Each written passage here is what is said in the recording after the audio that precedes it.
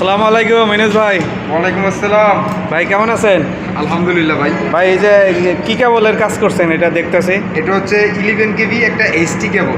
HT কেবল না? জি। আচ্ছা HT কেবল, তো এখানে কি কাজ করতেছেন? এই যে মূলত দেখতেছি একটা কিলাম পড়াইতেছেন।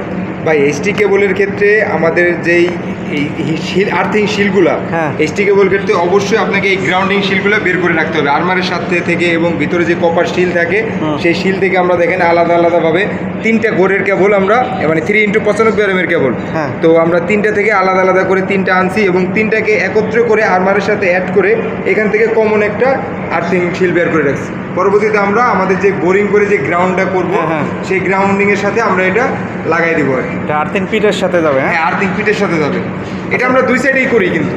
দুই সাইডে, কেবলের দুই সাইডে? হ্যাঁ, কেবলের দুই সাইডেই করে রাখি, কিন্তু হ্যাঁ। কানেকশন করি কিন্তু আমরা এক সাইডে। যে কোনো এক সাইডে কানেকশন? যে কোনো এক সাইডে কানেকশন করি। এটা করা কি বাধ্যতামূলক? বাধ্যতামূলক। এইচডি কেবলের ক্ষেত্রে করা হ্যাঁ, হ্যাঁ। বাধ্যতামূলক। বাধ্যতামূলক বলতে মানে মানে করতেই হবে, মাস্ট। করতেই হবে না? হ্যাঁ। আচ্ছা এই গ্রাউন্ডিং যে করেন, এই গ্রাউন্ডিং করার কারণ কি? মানে কি সুবিধা দেয় আপনার? গ্রাউন্ডিং করার